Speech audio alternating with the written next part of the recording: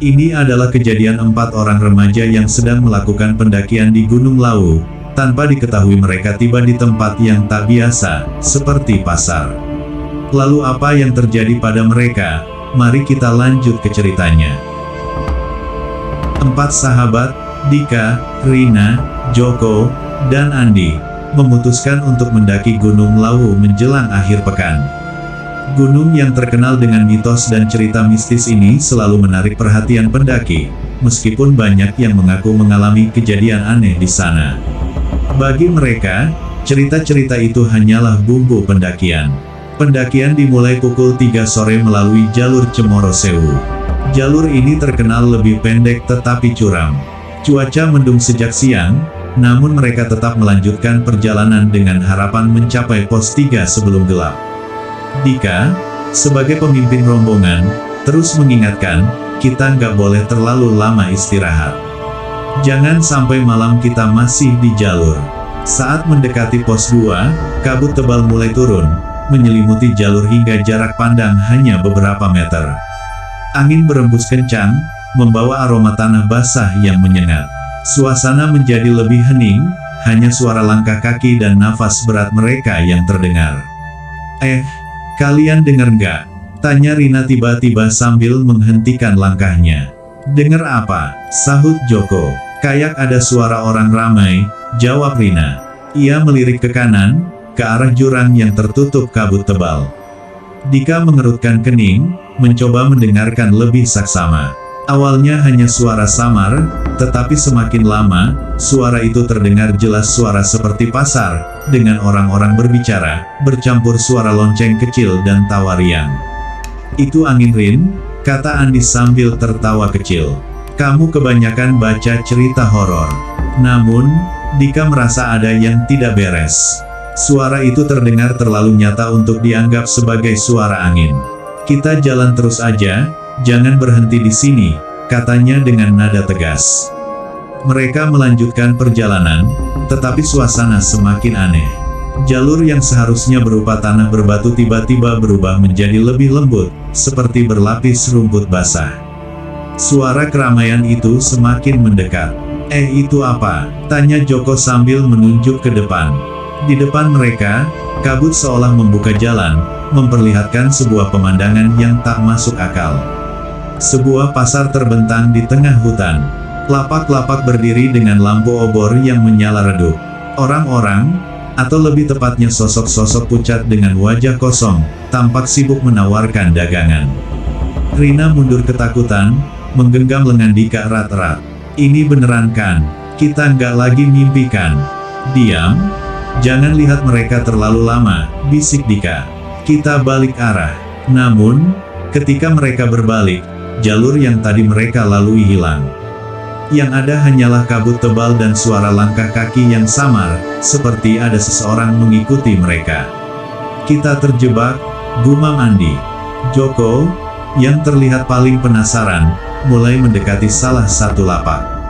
Lihat, barang-barangnya keren banget, katanya sambil menunjuk cincin perak dengan batu merah yang berkilauan. Joko, jangan sentuh apapun, teriak Dika. Tapi terlambat, Joko sudah memegang cincin itu. Penjualnya, seorang pria kurus dengan mata hitam legam, tersenyum lebar. Kamu suka, ambil saja, tapi bayarannya nyawa. Wajah Joko langsung pucat. Ia meletakkan cincin itu kembali dengan gemetar, tetapi penjual itu tertawa keras. Suaranya menggema seperti datang dari segala arah. Tiba-tiba suasana pasar berubah. Lapak-lapak itu mulai hilang satu persatu, seperti ditelan kabut. Para penjual dan pembeli menghilang, menyisakan suara tawa yang menggema. Kita lari, teriak Dika. Mereka berlari tanpa arah, melewati jalur yang terus berubah. Rina tersandung akar dan jatuh, tapi Dika segera menariknya berdiri. Namun, di tengah kekacauan itu, Andi terpisah dari rombongan. Andi, di mana kamu? Teriak Joko. Tidak ada jawaban, hanya suara langkah kaki yang samar. Mereka bertiga terus berlari, berharap menemukan jalan keluar. Setelah beberapa menit, mereka tiba di sebuah batu besar yang tidak mereka kenali. Di atas batu itu duduk seorang pria tua berjubah hitam. "Kalian sudah terlalu jauh," katanya tanpa menoleh. "Tempat ini bukan untuk manusia seperti kalian. Pak, tolong kami," pinta Rina sambil menangis. Pria tua itu berdiri perlahan, melambaikan tangannya. "Ikuti aku. Tapi ingat, jangan menoleh ke belakang apapun yang terjadi." Tanpa pilihan lain, mereka mengikuti pria itu. Jalur yang mereka lalui terasa aneh, seperti berjalan di atas udara. Suara tawa, tangisan, dan bisikan terus terdengar di sekitar mereka, tetapi mereka mengabaikannya. Ketika kabut mulai menipis, pria itu berhenti. "Jalan kalian di sana," katanya sambil menunjuk ke arah jalur pendakian yang mereka kenali. Namun, sebelum mereka sempat berterima kasih, pria itu menghilang begitu saja. Mereka turun ke base camp dengan sisa tenaga. Namun, Andi tidak ditemukan. Saat mereka melapor kepada penjaga base camp, pria tua penjaga itu berkata, "Kalau kalian mendengar suara pasar di Gunung Lawu, jangan pernah mendekat." Yang hilang jarang kembali.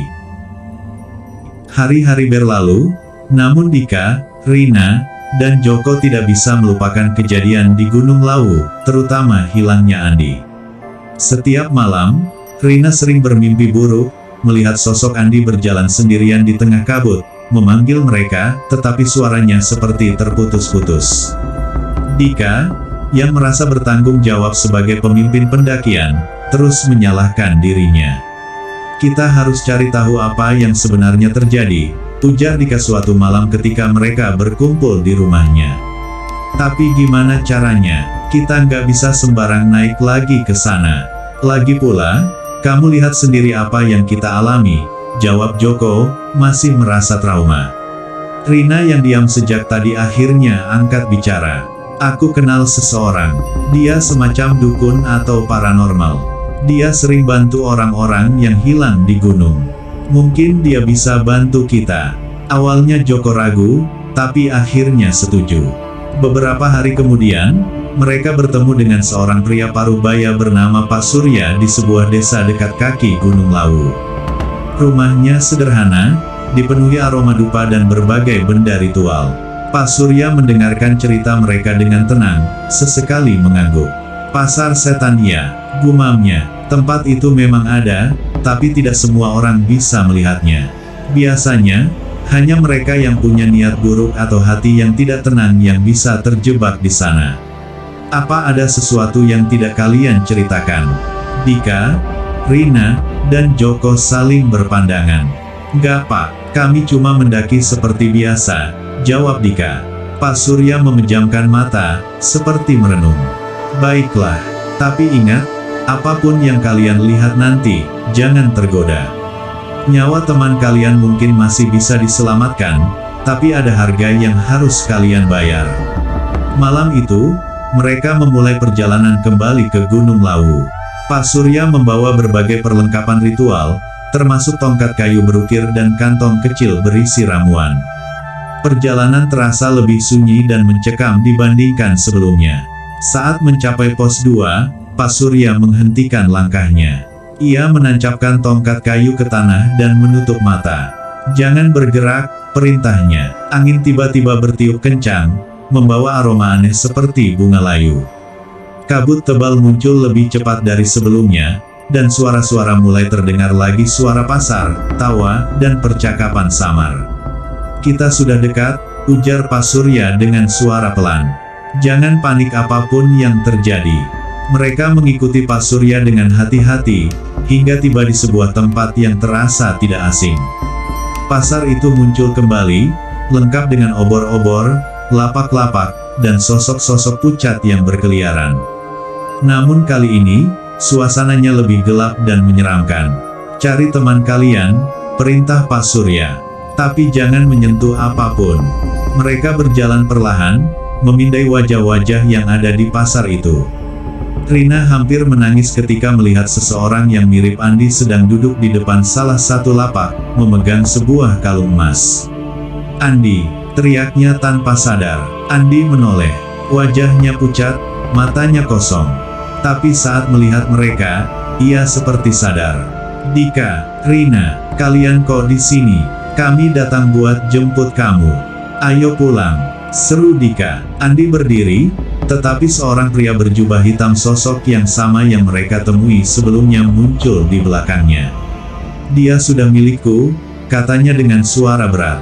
Jika kalian ingin membawanya, kalian harus menukarnya. Pak Surya melangkah maju, menghadapi pria itu. Kami tidak akan menyerahkan apapun. Biarkan dia pergi. Pria berjubah hitam itu tertawa, suaranya menggema. Tidak ada yang gratis di sini, dukun tua.